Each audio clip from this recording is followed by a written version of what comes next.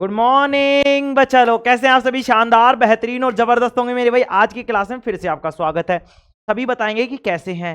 अच्छे हैं? Audio video clear है मेरे भाई? आवाज आ रही है सभी को? सही चल रहा है? ठीक है मेरे भाई, ओके। बताएंगे सभी कैसे हैं। हाँ बेटे, कल संडे है। ठीक है, कोई बात नहीं। हाँ, कल संडे है तो संडे को अपनी क्लास होगी, तो उसमें मैं तुम्हें एबेसेड वाले क्वेश्चन करा रहा हूँ चौथे चैप्टर के। ठीक है, आंसर भी साथ साथ वाले ही लाना। हाँ ठीक है, साथ आंसर आंसर साथ साथ में दे दिए जाएंगे। और बताओ, बताएंगे सभी कैसे हैं? अच्छे हैं मेरे भाई?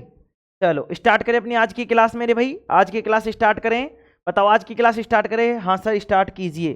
चलो मेरे भाई, देखो रिवीजन में कराऊंगा नहीं, मैंने तुमसे बोल दिया था पहले ही, है ना। चलो, सभी तैयार है ना? चलो करते हैं मेरे भाई स्टार्ट। अपन कहाँ तक पहुंच गए थे? अपन ने श्वास नली तक पढ़ लिया था। और अब हम क्या पढ़ रहे थे? फेफड़े पढ़ रहे थे। क्या पढ़ रहे थे? फेफड़े। फेफड़े पढ़ रहे थे मेरे भाई। चलो लिखेंगे अगली हेडिंग फेफड़े। लिखेंगे अगली हेडिंग फेफड़े।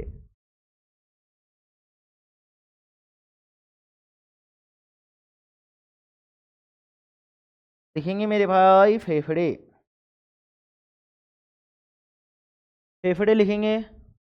फेफड़े क्या होते हैं बताओ? कहाँ पे स्थित होते हैं मेरे भाई? जो फेफड़े होते हैं ना, फेफड़े गुरुजी, फेफड़े क्या? अरे मेरे भाई, फुफ्फुस। मतलब एक तरीके से वायु के से गुब्बारे होते हैं दो, एक इधर एक इधर। ठीक है, ये फुफ्फुस क्या काम करते हैं?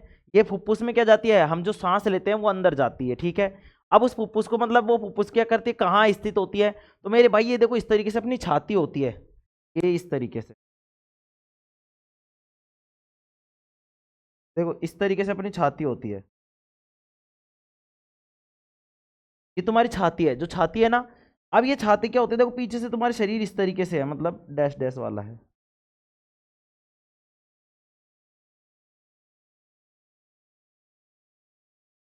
इस तरीके से तो ये खाली जगह बच जाती है। ये वाली जो खाली जगह है भाई, जैसे देखो ये पूरा शरीर है अपना, देखो इस तरीके से, देखो इस तरीके से दिखेगा तुम्हें, ये पूरा शरीर है। ये पूरा शरीर है मेरे भाई।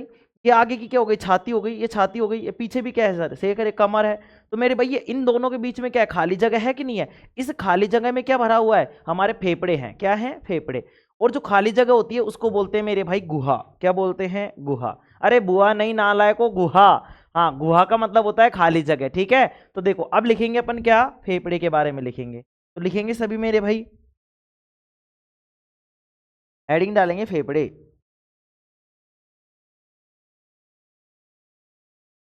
लिखेंगे फेफड़े।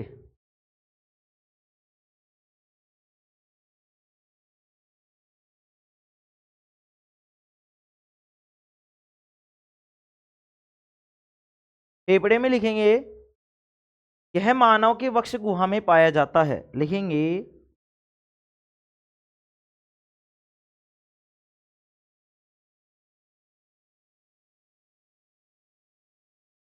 यह मानव के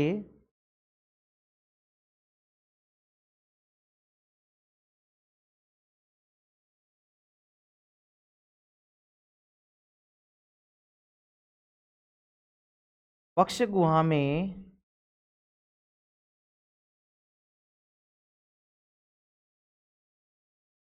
पाया जाता है। वक्ष गुहा का मतलब क्या है मेरे भाई? वक्ष का मतलब होता है छाती, और छाती की जो गुहा है, मतलब जो खाली जगह है, उसमें ये पाया जाता है। ठीक है, नाला को इधर दर्द होने लग गया, पता नहीं हार्ट अटैक आएगा क्या। चलो लिखेंगे, जिसका आधार। लिखेंगे जिसका आधार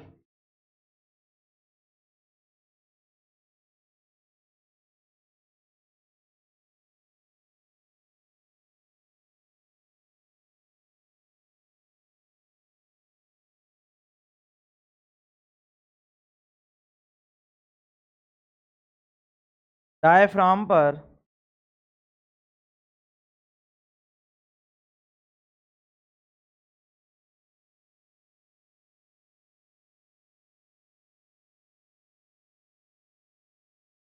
टिका होता है। किस पर टिका होता है? जिसका आधार डायफ्राम पर टिका होता है। लिखेंगे आगे, लिखेंगे यह मानव का श्वसन अंग होता है।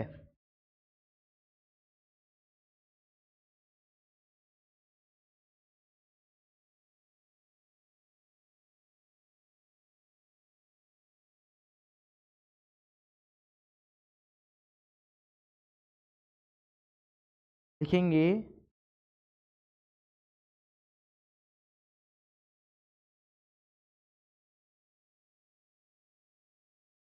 नाला को चलिए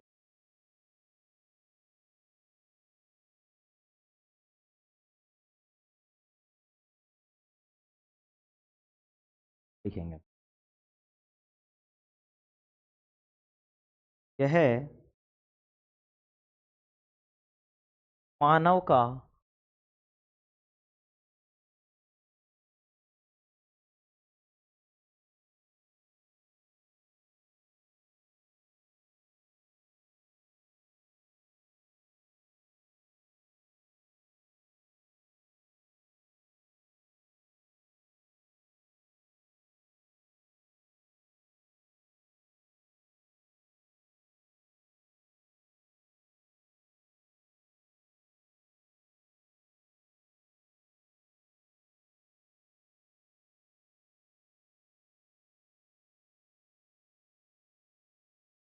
लिखेंगे, यह मानव का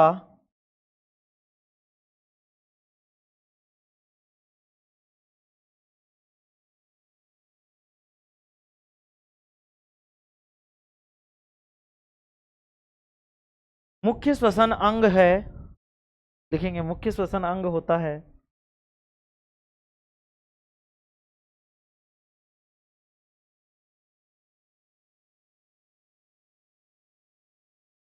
लिखेंगे,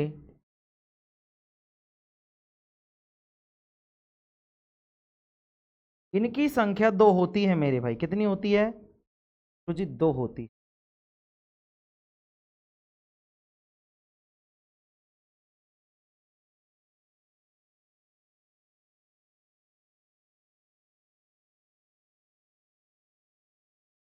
इनकी संख्या 2 होती है मेरे भाई। कितनी होती है गुरुजी?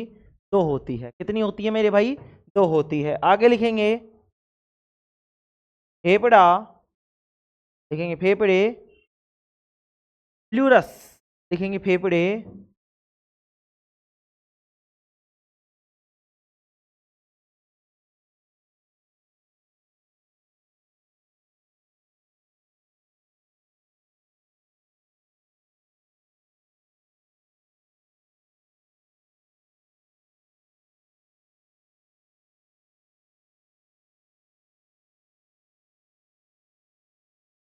प्लूरस झिल्ली द्वारा ढके होते हैं मेरे भाई।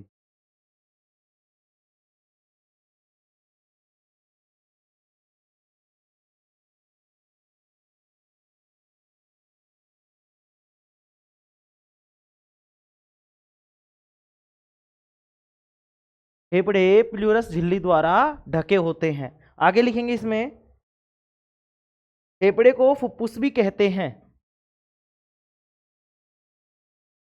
फेफड़े को क्या कहा जाता है? फुफ्फुस कहते हैं मेरे।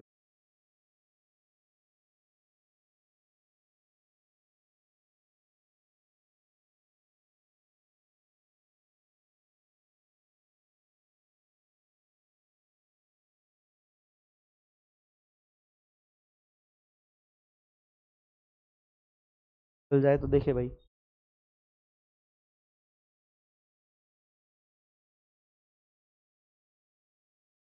फेफड़े को फुफ्फुस भी कहते हैं। लिखेंगे इसमें ना,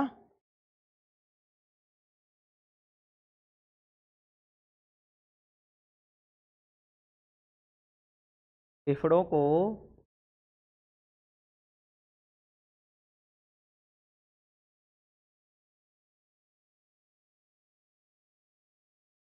फुफ्फुस भी कहते हैं।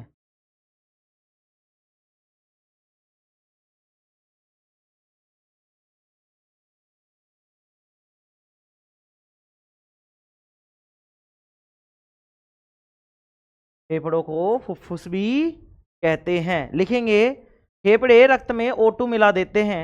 लिखेंगे, फेफड़े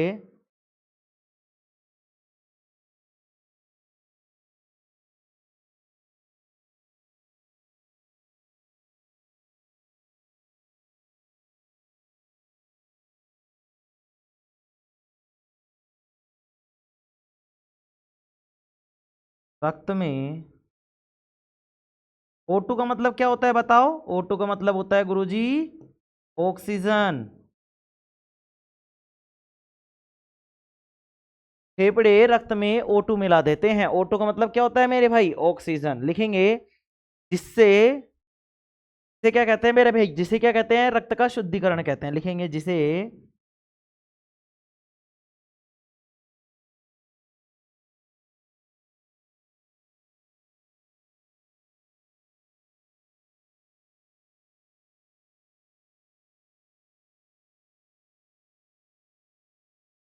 रक्त का शुद्धिकरण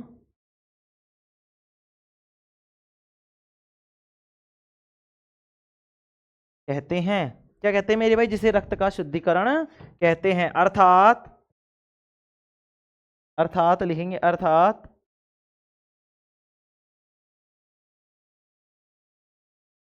अर्थात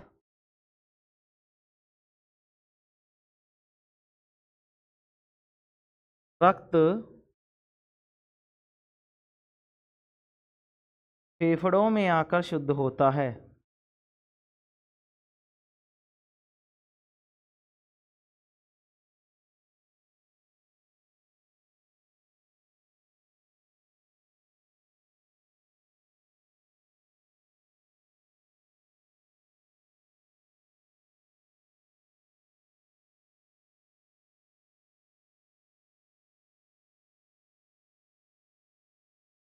अर्थात रक्त कहाँ पे आके शुद्ध होता है, फेफड़ों में। तो प्रश्न यहां से पूछा जाएगा क्या क्या, कि जो फेफड़े होते हैं कहाँ पाए जाते हैं, तो वक्ष गुहा में पाए जाते हैं। फेफड़े जिस पर टिके होते हैं उसको क्या कहते हैं, डायफ्राम कहते हैं। या फेफड़ों का आधार क्या है, डायफ्राम है। डायफ्राम देखा था ना कल मैंने तुम्हें बताया था, जो ये हमारा मतलब इस तरीके से जो थे हमारे पास जो फेफड़े थे, तो इस तरीके से फेफड़े थे, वो किस पे टिके हुए थे, डायफ्राम पे। ठीक है, तो डायफ्राम पे टिके होते हैं। देखो देखते हैं डायफ्राम पे टिके थे क्या।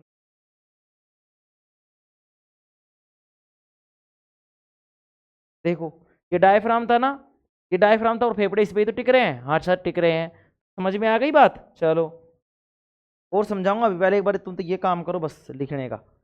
फेफड़ों में आकर कहाँ होता है, मतलब ये पूछ लेगा कि भाई फेफड़े रक्त में क्या मिला देते हैं, तो ऑक्सीजन मिलाते हैं, कार्बन डाइऑक्साइड या नाइट्रोजन, तो ध्यान रखेंगे ऑक्सीजन मिला देते हैं। अगर रक्त में ऑक्सीजन है तो वो होगा शुद्ध रक्त, अगर कार्बन डाइऑक्साइड होगा ना मेरे भाई रक्त में, तो वो होगा अशुद्ध रक्त। दो चीजें बात समझ में आई, क्या क्या चीजें सर। अगर रक्त में, रक्त का मतलब है मेरे भाई खून, ब्लड, ब्लड मतलब खून, ठीक है, उसमें अगर ऑक्सीजन है, अगर उसमें ऑक्सीजन मिली हुई है तो शुद्ध रक्त है, अगर कार्बन डाइऑक्साइड मिली हुई है तो अशुद्ध रक्त है। कौन सा रक्त है, अशुद्ध रक्त। ठीक है, फेफड़ों को क्या कहते हैं, फुफ्फुस भी कहते हैं। कौन सी झिल्ली पर टिके होते हैं, प्लूरस झिल्ली पर। कौन सी झिल्ली पर, प्लूरस झिल्ली द्वारा ढके होते हैं। कौन किस पर ढके, किसके द्वारा ढके होते हैं, प्लूरस झिल्ली द्वारा। किस पर टिके होते हैं, डायफ्राम पर टिके होते हैं। कहाँ पाए जाते हैं, वक्ष गुहा में पाए जाते हैं। आ गई बात समझ में, आ गई बात समझ में, हाँ सर आ गई। चलो मैं इसको छोटा कर देता हूं और इसको मैं तुम्हारे इसको सेट कर देता हूं।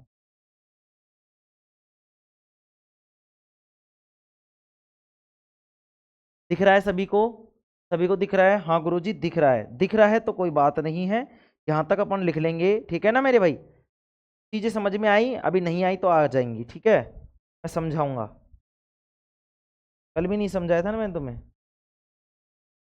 देखिए ये हो जाए तो कुछ तरीके से टाइम लगाते हैं तो थोड़ा सा दिक्कत होती है मुझे, लेट से हो जाता है। चलो कोई नहीं, और बता दो तुम तो कुछ। हाँ गुरुजी कल 3 तारीख है, हाँ मेरे भाई 3 तारीख है, क्या हो गया 3 तारीख को, डे है फ्रेंडशिप डे। सुना है, फ्रेंडशिप, फ्रेंडशिप कुछ नहीं होता। फ्रेंड अलग होते हैं, फ्रेंडशिप अलग होती है मेरे भाई। हाँ समझते तो तुम भी हो सब कुछ है। चलो तुम तो ये चीज़ ध्यान रखो, फ्रेंडशिप फ्रेंडशिप कुछ नहीं होती जिंदगी में, मतलब ऐसे ही है। मैंने भी की थी फ्रेंडशिप, आज दिन देख लो कैसे हैं, ये तुम्हारे सामने खड़ा हूँ नालायक को। गुरुजी आपके तो मस्त है एकदम चमकारी चेहरे पे, अरे नालायक गाल पे दूंगा झापट। मैं रोते रोते पागल हो गया यार तुझे फ्रेंड। हाँ गुरुजी छोड़ गई, हाँ छोड़ गई मेरे भाई। नालायक कैसे कैसे, मतलब आराम, इधर देख लो फेफड़ो, नालायक को सांस भूल जाओगे तुम, पता नहीं क्या क्या है गधे कहीं के। देखो इधर, देखो यहां से, चलो कल ये समझा दिया था कि कहां तक समझा दिया था, चलो इसको समझा देता हूं दोबारा। देखो नासा द्वार की बात कर रहे हैं अभी, अब कुछ नहीं बोलेंगे फालतू, कुछ नहीं बोलेंगे फालतू। हाँ गुरुजीन की वाली छोड़गी, छोड़ जा पाता गुरुजीन की वाली को तो, नालायक को। हाँ छोड़ गई मेरी वाली, छोड़ गई। हाँ अब तुम यार नालायक को क्यों जगा रहे हो, मेरे सोए हुए अरमानों को दुख क्यों देते हो। जले पे नमक मत छिड़को, तुम इधर देखो। नासा द्वार यह नाक का आगे का भाग होता है, मैंने तुम्हें बताया था आगे का भाग होता है। वायु नासा छिद्रों में प्रवेश करती है, नासा छिद्रों में रोम या बाल होते हैं जो धूल के कणों वह सूक्ष्म जीवों को शरीर में प्रवेश करने से रोकते हैं। ठीक है मेरे भाई, जो ये अपने दो नाक हैं फोकनी सी, इनमें मतलब हमारे छोटे छोटे से बाल होते हैं, रोम होते हैं, रूम रूम रूम बोलते हैं ना, रूम तो रूम नहीं होते, रोम होते हैं। वो क्या करते हैं, जैसे हमने सांस ली, ये ली मैंने सांस, जैसे ही मैंने सांस ली मेरे भाई, तो ये जो सांस ली है, इस सांस को लेने में जो मैंने हवा ली है, इस हवा में छोटे छोटे धूल के कण होंगे, सूक्ष्म जीव होंगे। तुम बोलोगे हाँ सर होंगे, कन्फर्म है होंगे। अगर ये मेरे भाई अगर सूक्ष्म जीव होंगे, छोटे छोटे कण होंगे धूल के, तो वो ये नाक के बाल क्या करेंगे, उनको रोक लेंगे। क्या कर लेंगे, रोक लेंगे। तो हमारे अंदर कैसी हवा जाएगी गुरुजी, शुद्ध हवा जाएगी। कौन सी हवा जाएगी मेरे भाई, शुद्ध हवा जाएगी।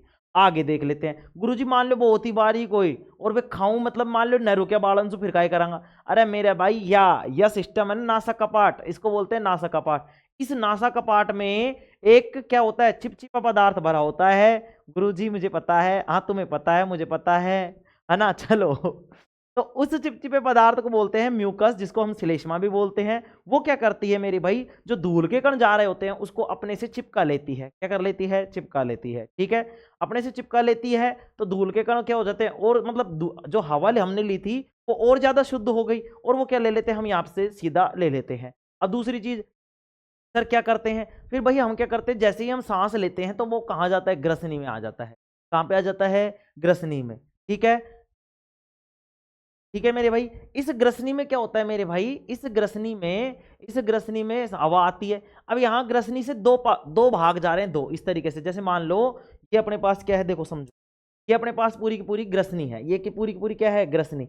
इस ग्रसनी में जैसे मान लो ये दो भाग है, दो इस तरीके से दो पाइप जा रहे हैं मेरे भाई, ये ग्रसनी है, और देखो इस तरीके से समझ लो ये दो पाइप जा रहे हैं, दो पाइप जा रहे हैं। तो एक तो है बोलने के लिए और एक है खाने के लिए। तो एक को तो बोलेंगे श्वास नली, जिससे सांस ले रहे हैं। दूसरी क्या है हमारे पास, खाने के लिए, ग्रास नली। ठीक है, तो ये श्वास नली और ग्रास नली। अब देखो, अब आगे समझेंगे।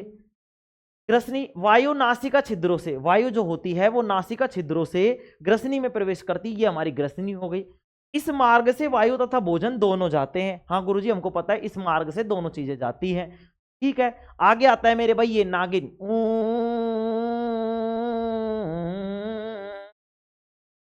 हाँ, अभी देखो इधर नाला को स्वरतंत्र, यह ग्रसनी के नीचे पाया जाता है। ये ग्रसनी हो गई, ये इसके नीचे ये क्या पाया जाएगा, स्वरतंत्र, जिसको हम बोलते हैं कंठ। क्या बोलते हैं, कंठ। यह आवाज निकालने में सहायक है। हाँ गुरुजी आपने निकाल के दिखाइए, हम मान चुके हैं कि ये आवाज निकालने में सहायक है। इसे वॉइस बॉक्स कहते हैं। वॉइस का मतलब होता है आवाज, बॉक्स का मतलब बक्सा, एक ऐसा बक्सा जिसमें से आवाज निकलती है, तो इसको वॉइस बॉक्स या कंठ भी कहते हैं। कंठ तो तुम्हें पता ही है, हाँ गुरुजी कंठ कहते हैं। अब एक चीज समझेंगे, स्वर तंत्र पर एक कपाट होता है जिसे एपिग्लोटिस कहते हैं। यह भोजन को तथा वायु को क्या करता है, अलग करता है। गुरुजी ऐसा बात है, हाँ मेरे भाई। कई बार हिचकी आई है तुम्हें, हाँ गुरुजी हिचकी आई है। वह तुम का क्या हिचकी करता ही, वह याद कर रही है, वो कभी भी याद नहीं करेगी, है ना। वो कभी भी याद नहीं करेगी मेरे भाई, वो कभी भी याद नहीं करेगी। तुम समझने की कोशिश करो मुझे क्या तुम्हें खुद को समझने की जरूरत है कि वो कभी भी याद नहीं करेगी। तो हिचकी इसलिए नहीं आई कि उसने याद किया है। तो गुरुजी का ही चक्कर है फिर ये हिचकी आता है घर कन्यू काले पे है कि कोई ना कोई की याद आ रही है। याद का मतलब देखो क्या है भाई, हमारा ये जो पूरा सिस्टम है, ये गले का हो चाहे कहीं का भी हो, कौन कंट्रोल करता है इसको। गुरुजी तुम बोलोगे गुरुजी माइंड करता है, माइंड। अच्छा, तो जब तुम खाना खा रहे होते हो ना मेरे भाई, कभी कभी जब तुम खाना खा रहे होते हो तो होता क्या है कि जैसे ही तुमने खाना खाया और तुम्हारा ध्यान किसी और चीज को सोचने में चला गया, तो माइंड, जो पूरा माइंड था वो तो उस चीज को सोचने में चला गया। अब बेचारे यहाँ पे जो गला था, ये अपने जो एपिग्लोटिस था, इसको पता ही नहीं चला। क्या नहीं पता चला, इसको कमांड ही नहीं दी, किसी ने बताया ही नहीं। बताता कौन है सर, माइंड बताता है कि ये करना है, वो करना है, ये करना है, वो करना है। तो फिर अब गुरुजी क्या हुआ, ये हुआ मेरे भाई कि जो तुम्हारा एपिग्लोटिस था, इसको कमांड ही नहीं मिल पाई, इसको पता ही नहीं लग पाया कि ये खाना आ रहा है या आवाज आ रही है, कौन सी नली में इसको भेजना है। तो कई बार क्या होता है, जैसे हम कोई चीज सोच रहे होते हैं, हमारा ध्यान कहीं और होता है, तो जो खाना है वो श्वास नली में चला जाता है। कहां चला जाता है, श्वास नली में चला जाता है। और वो श्वास नली में जाते जाते क्या हो जाता है, जैसे श्वास नली में अटकता है, हमें सांस लेने में दिक्कत होती है, और फिर हम करते हिचकी, कि इसकी पिक्चर भी है ना, हाँ इसकी पिक्चर भी है, तो ठीक है ना। तो क्या करते हैं मेरे भाई, कैसे पता चल गया, फिर गुरुजी क्या फेफड़ों में चला जाता होगा कि खाना, अरे मेरे भाई फेफड़ों में नहीं जाता, ये वापस कहाँ भेज दिया जाता है, पेट में भेज दिया जाता है। गुरुजी कैसे क्या वापस आता है, नहीं मेरे भाई अभी समझेंगे तब मैं समझाऊंगा, ठीक है। चलो अब ये चीज समझ में आ गई कि अलग कौन करता है, एपिग्लोटिस कहाँ पाया जाता है, कंठ में पाया जाता है। क्या काम, कंठ क्या काम करता है, आवाज निकालने के लिए। इसको क्या और क्या बोलते हैं, इसको सर वॉइस बॉक्स भी बोलते हैं। आगे देखेंगे श्वास नली, इसके द्वारा वायु फेफड़ों के अंदर तक जाती है। श्वास नली में उपास्थि वलय होते हैं, क्या होते हैं, उपास्थि वलय, जिन्हें ट्रैकिया कहा जाता है। यह श्वास नली को सुरक्षा प्रदान करता है। श्वास नली आगे जाकर दो भागों में बंट जाती है, जिन्हें ब्रोंकाई कहते हैं। ब्रोंकाई आगे जाकर कई भागों में बढ़ जाती हैं, जिन्हें ब्रोंकियोलेस कहते हैं। गुरुजी क्या कहा आपने, तो मेरे भाई मैंने ये कहा, देखो मैंने कहा है ये क्या क्या कहा है, मैंने ये बोला है कि भाई हमारा जो कंठ होता है, इस तरीके से तुम्हारा कंठ, ठीक है, इस कंठ पे इस तरीके से तुमने छल्ले से देखे होंगे। जब तुम इसका चित्र देखोगे तो इसमें इस तरीके से छल्ले देखोगे, ठीक है ना, इस तरीके से छल्ले देखोगे और ये इस तरीके से, क्या मेरे भाई, ठीक है, इस तरीके से तुम फेफड़े देखोगे। ना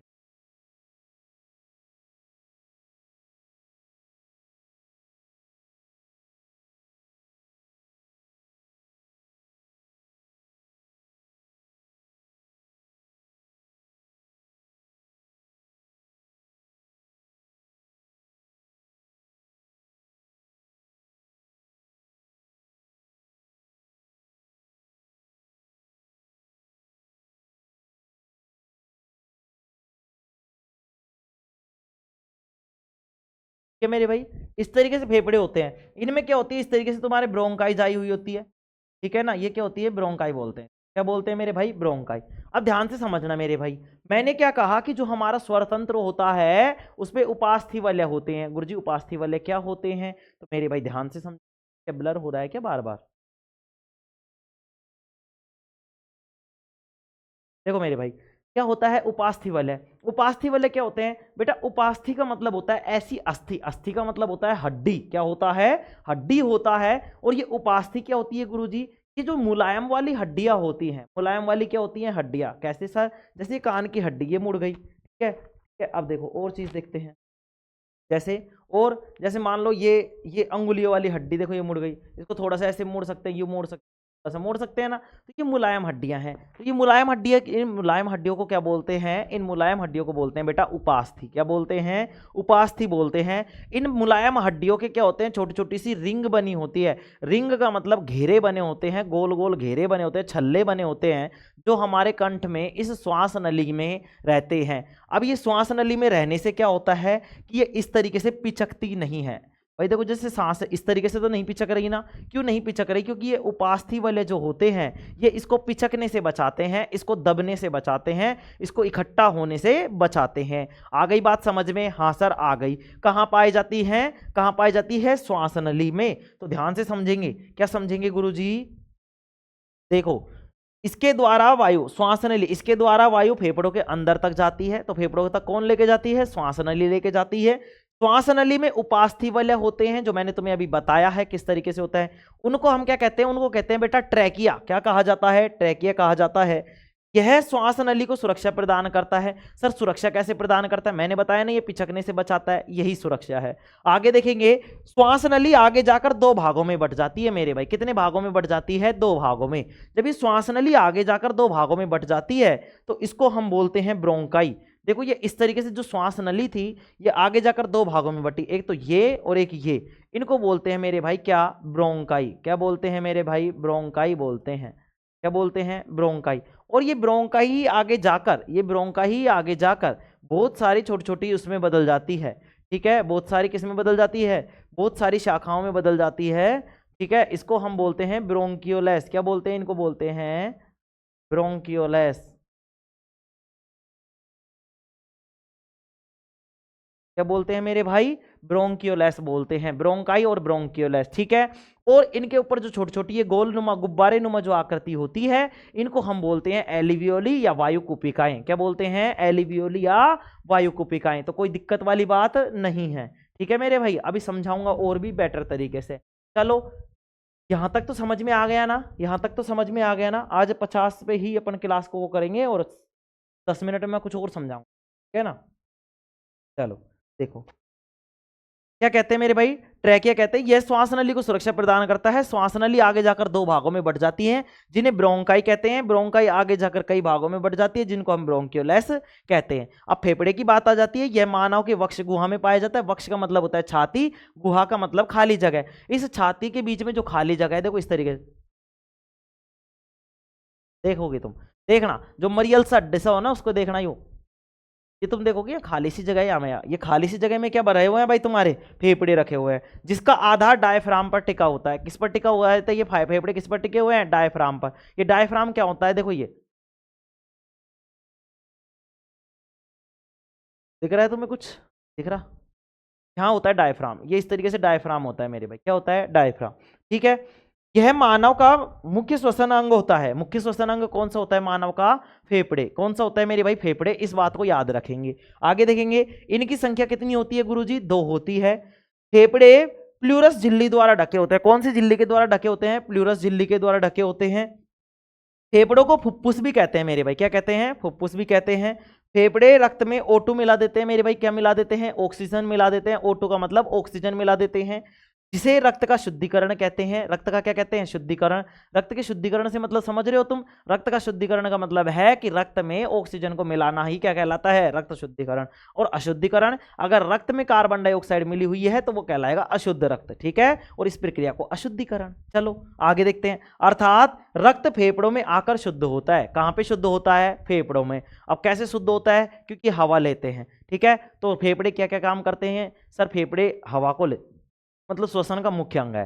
श्वसन क्या करता है, जैसे ही श्वसन में हम ऑक्सीजन को लेते हैं, मतलब वो हमने पूरी हवा ली, अब ये फेफड़े क्या करते हैं कि ऑक्सीजन को तो ले लेते हैं, ऑक्सीजन को तो ले लेते हैं और कार्बन डाइऑक्साइड को वापस देते हैं। अभी समझाऊंगा, अभी वायु कुपिका आएंगी तब अपन समझेंगे इसमें आगे, ठीक है।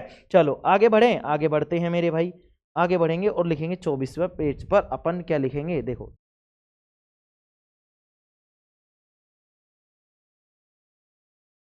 मैं कोशिश करूंगा कि आज श्वसन कंप्लीट हो जाए।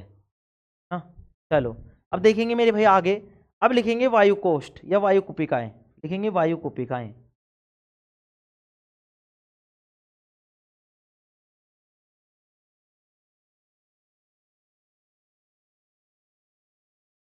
लिखेंगे वायु कुपिकाएं, क्या है, नहीं दिख, अब दिख रहा है, हाँ सर। लिखेंगे वायु कुपिक,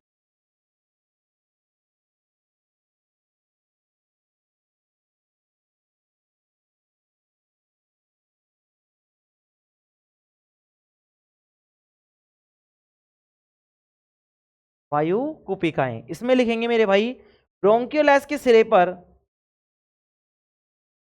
लिखेंगे,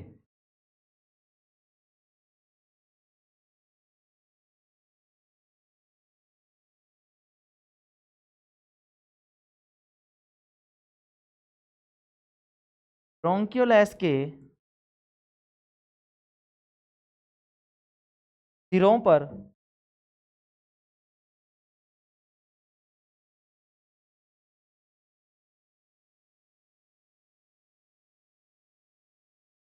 गोल संरचना, लिखेंगे ब्रोंकियोलैस के सिरों पर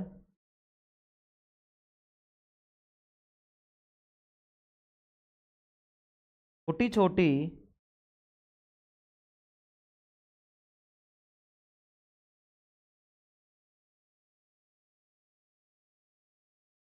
गोल संरचना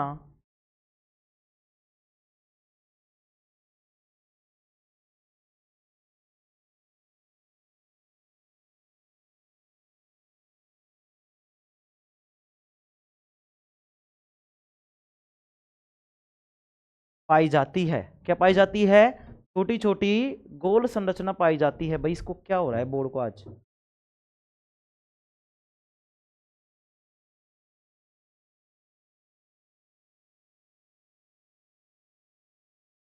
करने से तो। ब्रोंकियोलैस के सिरों पर छोटी छोटी गोल संरचना पाई जाती है, लिखेंगे जिसे वायु कुपिकाएं कहते हैं, लिखेंगे जिसे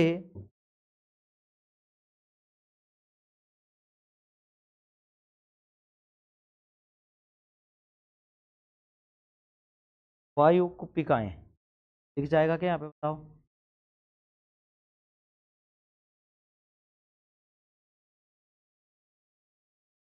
से वायु कुपिकाएं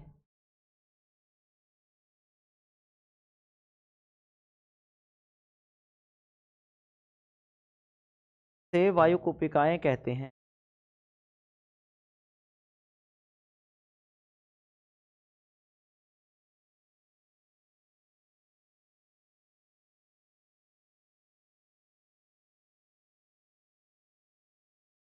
वायु कुपिकाएं कहते हैं, ये क्या करते हैं, गैसों का विनिमय करती हैं। तो लिखेंगे यह, लिखेंगे ये लिखेंगे ये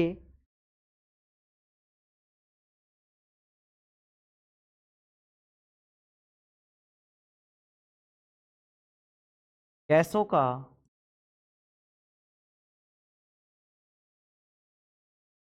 विनिमय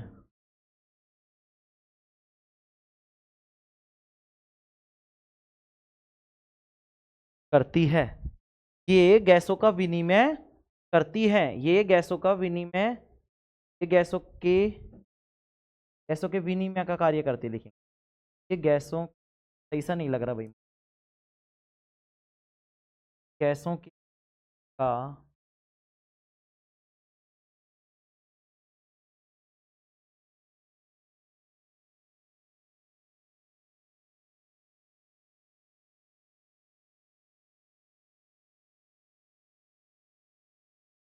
ये गैसों के विनिमय का कार्य करती है। ठीक है, अब थोड़ी हो रहा है ब्लर ब्लर, सब कुछ दिख रहा है ना सही से।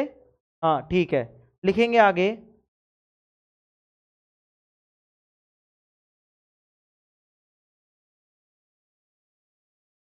लिखेंगे वायु कुपिकाओं में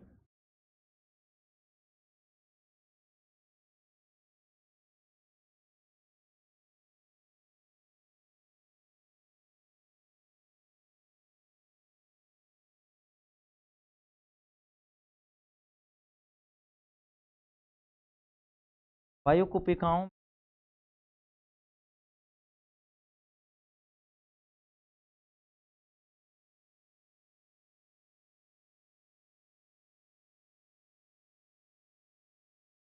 रक्त कोशिका,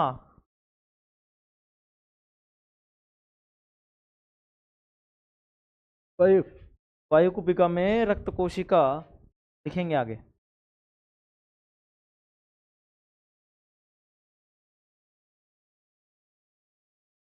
वायु कुपिकाओं में रक्त कोशिका, रक्त कोशिकाएं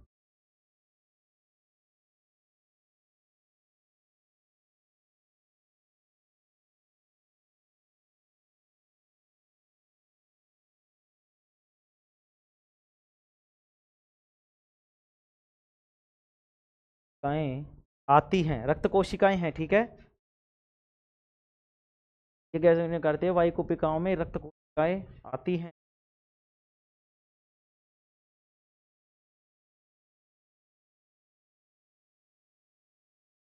तथा रक्त के अंदर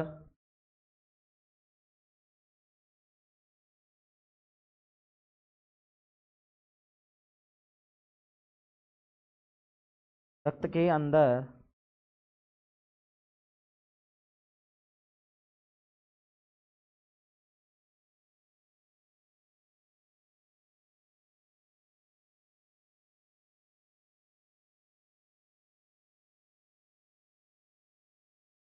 तथा रक्त के अंदर हीमोग्लोबिन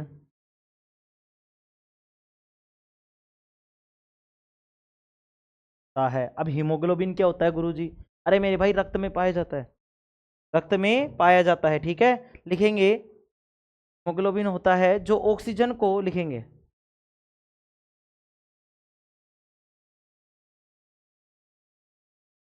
हीमोग्लोबिन होता है जो क्या करेगा, बताओ, जो क्या करेगा, ऑक्सीजन का अवशोषण करेगा। तो लिखेंगे जो वायु से, जो वायु से लिखेंगे, जो वायु से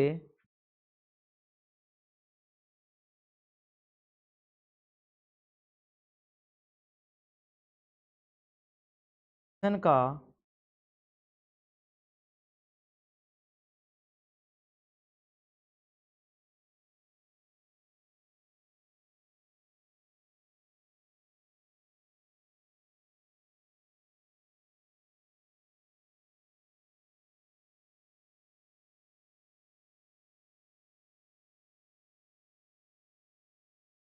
O2 से, मतलब वायु से ऑक्सीजन का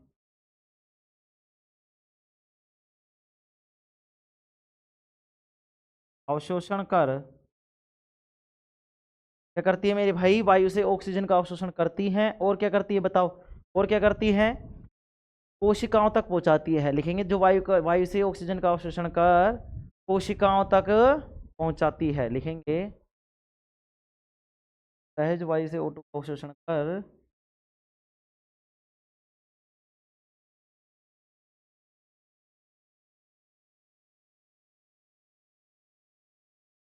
कोशिका तक पहुंचाता है। देख लेंगे भाई, थोड़ी सी कोई गलती वलती हो तो देख लेंगे, ऐसे तो होगी नहीं, बाकी मैं सोच दिख रहा हूँ अच्छे तरीके से।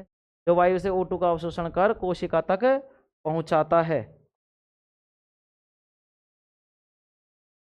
और ये ऑक्सीजन क्या करेगी मेरे भाई बताओ, क्या हुआ था गुरुजी, ऑक्सीजन ग्लूकोज को तोड़ रही थी, क्या कर रही थी, अवशोषण कर पहुंचाता है। लिखेंगे यह ऑक्सीजन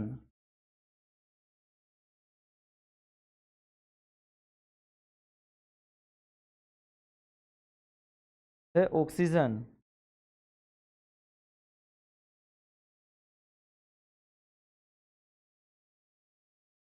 ग्लूकोज को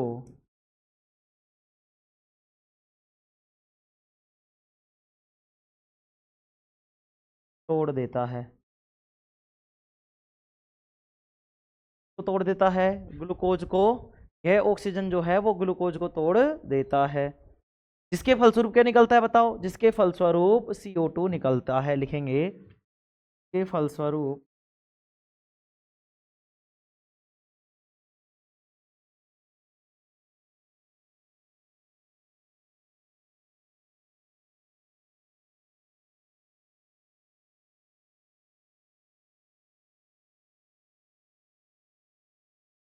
के फलस्वरूप CO2 निकलता है, क्या निकलता है, CO2 निकलता है। CO2 का मतलब क्या है मेरे भाई, कार्बन डाइऑक्साइड। जब तो सीरियस, अरे सीरियस नहीं हो, नालायक हो, नींद आ रही है, हो। चलो मत लेने लग जाना उबासी। देखेंगे तथा रक्त के अंदर हीमोग्लोबिन होता है, जो वायु से O2 का अवशोषण कर कोशिका तक पहुंचाता है। यह O2 ग्लूकोज को तोड़ देता है, जिसके फलस्वरूप CO2 निकलता है। देखेंगे हीमोग्लोबिन,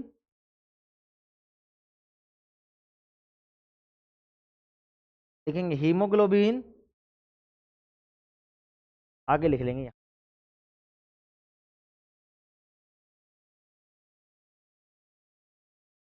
लिखेंगे यहाँ पे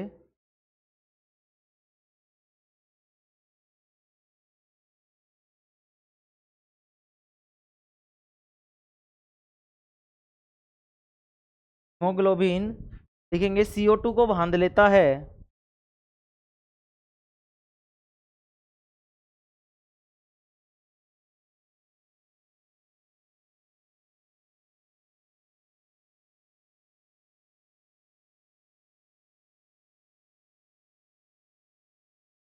हीमोग्लोबिन CO2 को बांध लेता है, हीमोग्लोबिन CO2 को बांध लेता है, हीमोग्लोबिन CO2 को बांध लेता है, और वापस कहाँ लेके जाएगा, वायु कोशिकाओं तक। तो लिखेंगे हीमोग्लोबिन CO2 को बांध लेता है और वायु कोशिकाओं तक वापस जाता है। लिखेंगे और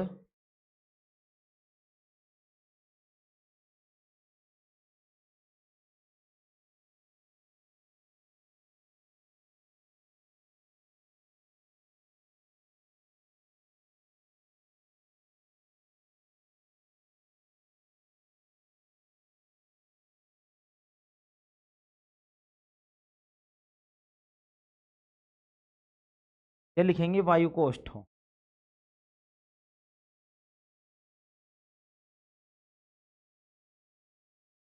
क्या?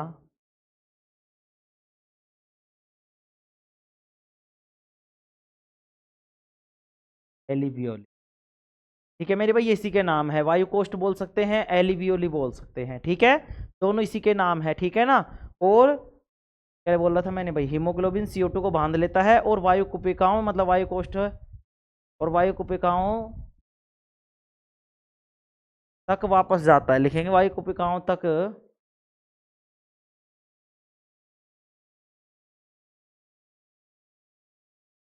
वापस जाता है।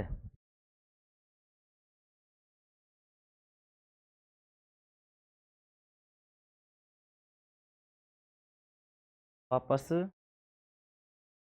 जाता है।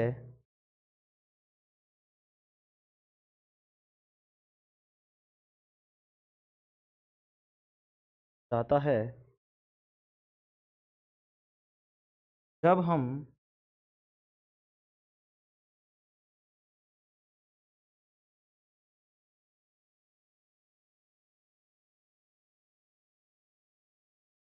श्वास छोड़ते हैं।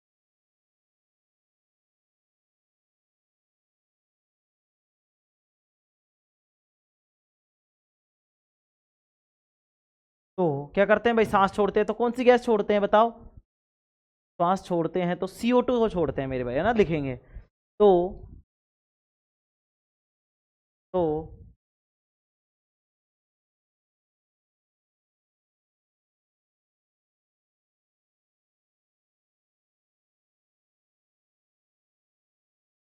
वायु कुपिकाओं से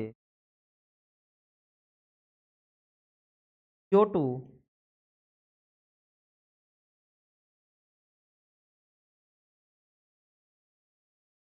बाहर निकल जाती है।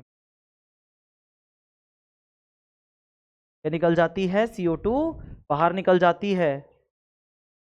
लिखेंगे और यह प्रक्रिया निरंतर चलती है। और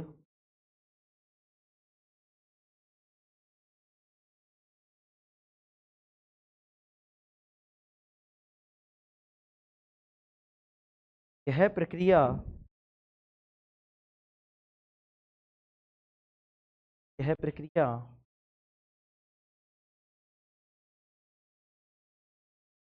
निरंतर चलती रहती है।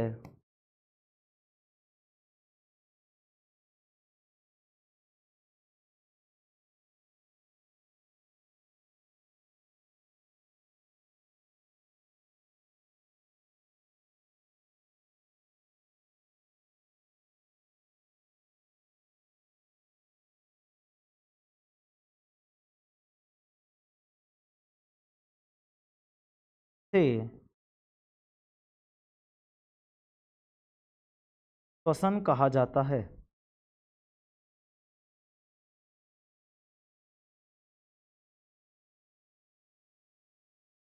इसे क्या कहा जाता है? श्वसन कहा जाता है।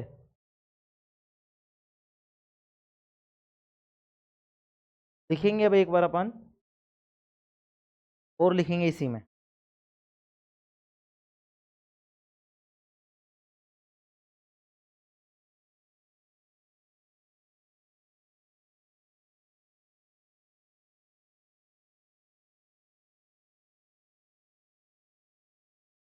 लिखेंगे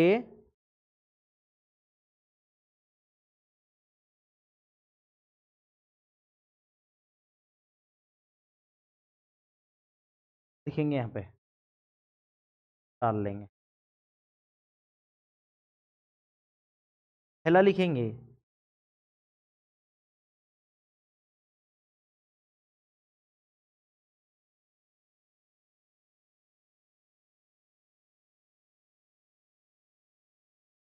जब वायु कुपिकाएं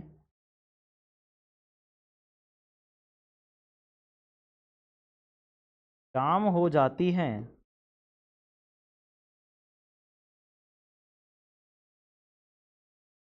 तो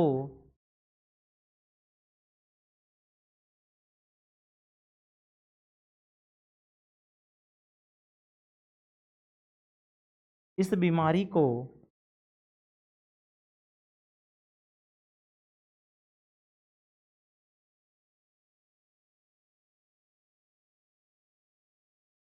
निमोनिया कहा जाता है।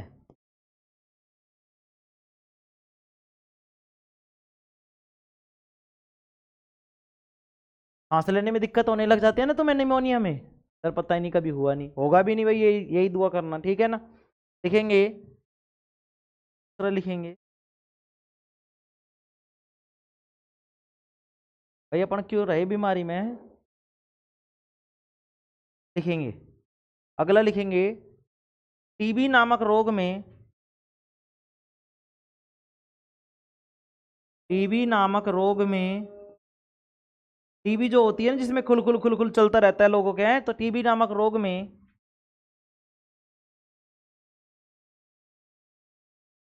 टीबी नामक रोग में, टीबी नामक रोग में, टीबी नामक रोग में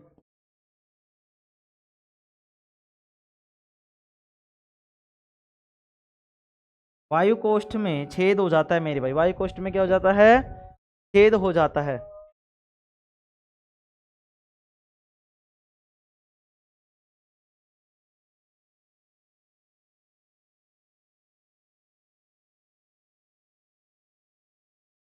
वायु कोष्ठ में क्या हो जाता है, छेद हो जाता है। तीसरा लिखेंगे, तीसरा लिखेंगे भाई, जब वायु कोष्ठ पर बलगम जमा हो जाता है, लिखेंगे, जब वायु कोष्ठ पर, या वायु कुपिका पर लिख लेंगे,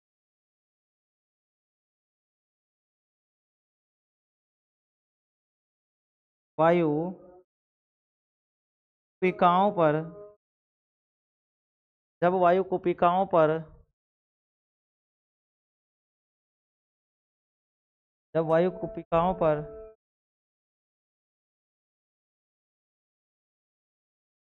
बलगम जमा हो जाता है,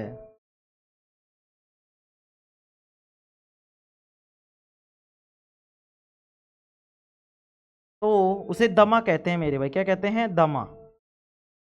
तो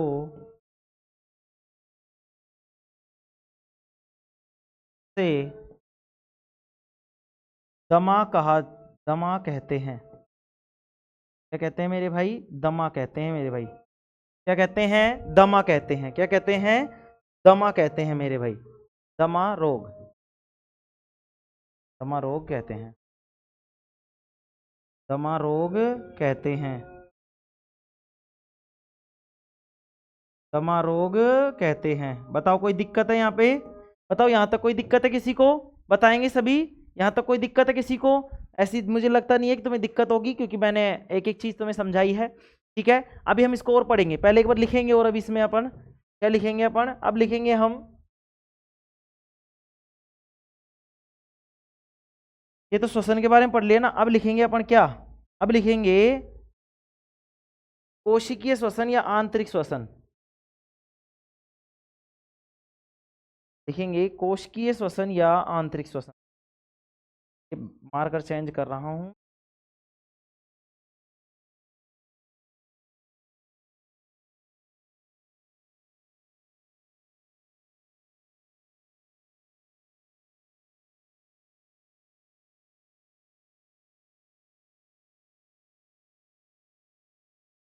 सही होने में लगेगा टाइम, चलो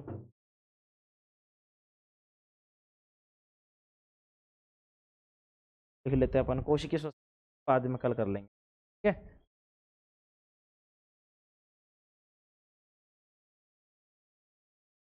लिखेंगे इसमें, अब लिखेंगे मेरे भाई कोशिकीय श्वसन या आंतरिक श्वसन, लिखेंगे कोशिकीय श्वसन या आंतरिक श्वसन।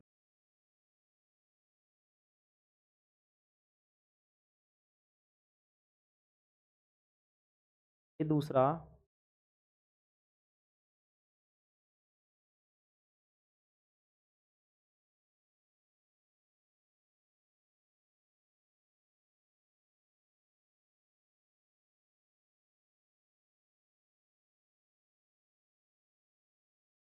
कोशिकीय श्वसन या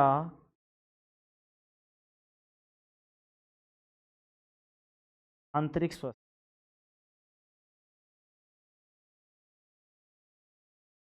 में लिखेंगे मेरे,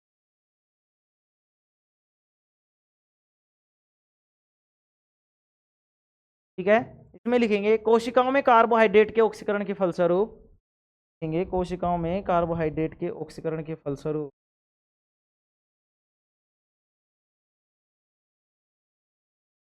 क्या लिखेंगे मेरे भाई, लिखेंगे कोशिकाओं में कार्बोहाइड्रेट के, लिखेंगे कोशिकाओं में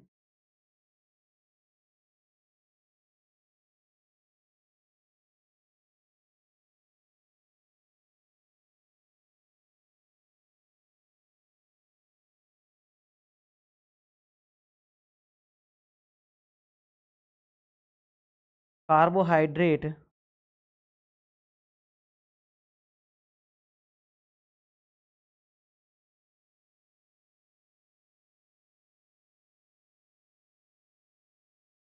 में कार्बोहाइड्रेट के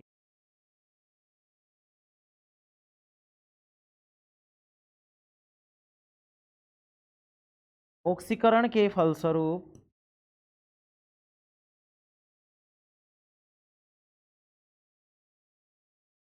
लिखेंगे कोशिकाओं में कार्बोहाइड्रेट के ऑक्सीकरण के फलस्वरूप, लिखेंगे ऊर्जा, लिखेंगे ऊर्जा प्राप्त,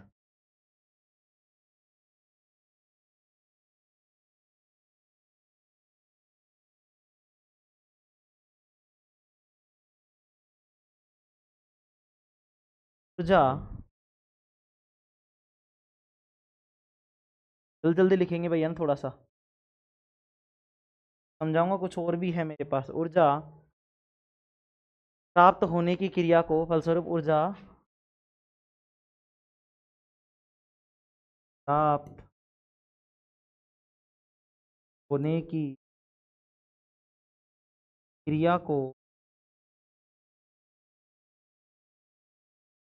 है,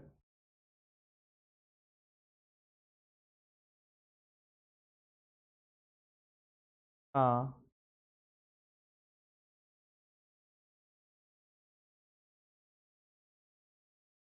6%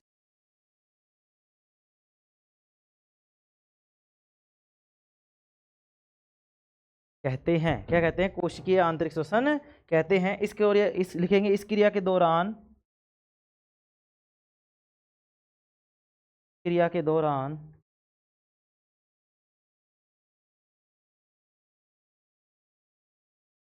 क्रिया के दौरान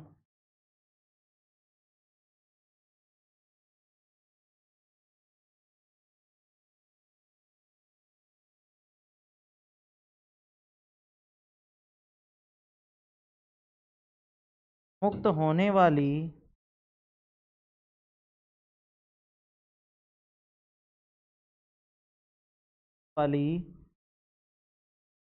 ऊर्जा को एटीपी, एटीपी क्या होता है बताओ, क्या होता है एटीपी, लिखेंगे एटीपी नामक,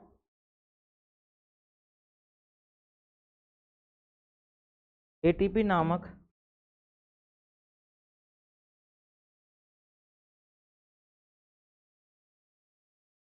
जैव अणु में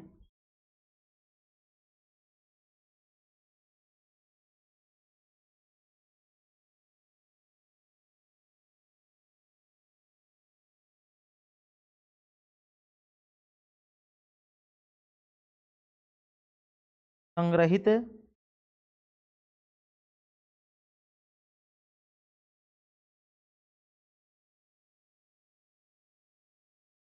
रख लिया जाता है मेरे भाई, क्या कर लिया जाता है, संग्रहित रख लिया जाता है।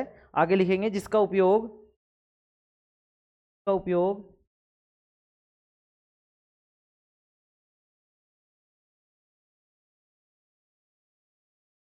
का उपयोग सजीव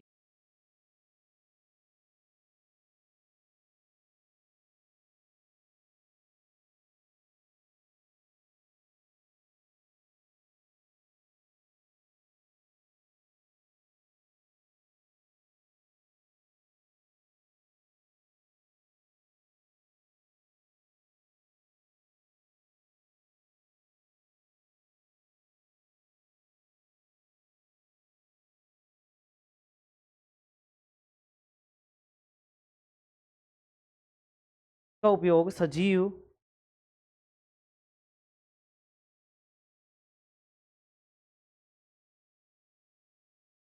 अपनी विभिन्न जैविक क्रियाओं में करते हैं। विभिन्न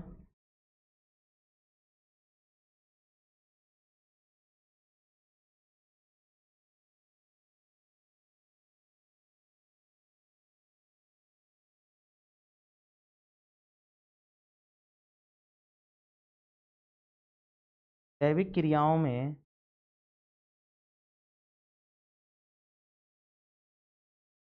करते हैं।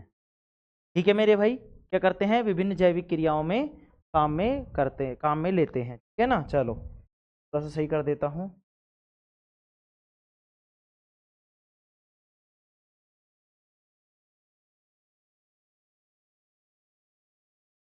दिख रहा है सभी को? क्या है?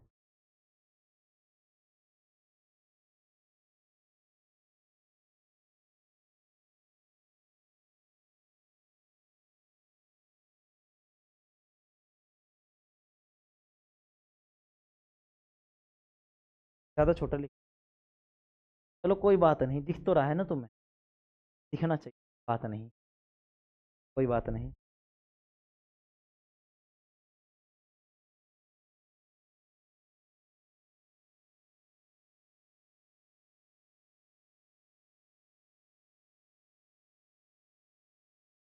ठीक है मेरे भाई, चलो ठीक है मेरे भाई। देखो इसमें क्या क्या बताया मैंने, वायु कुप्पी क्या बताई, ठीक है। चलो मुझे लगता नहीं है वो, चलो देखते हैं, अभी करवाता हूँ, देखे। वायु कुपिकाएं ब्रोंकियोलाइस के सिरों पर, जो ब्रोंकियोलाइस थी मैंने बताया था, छोटी छोटी गुब्बारियों में संरचना होती है, छोटी छोटी गोल संरचना पाई जाती है, जिसे हम वायु कुपिकाएं कहते हैं। ये गैसों के विनिमय का कार्य करती है, मतलब ये गैसें लेने और देने का काम करती है।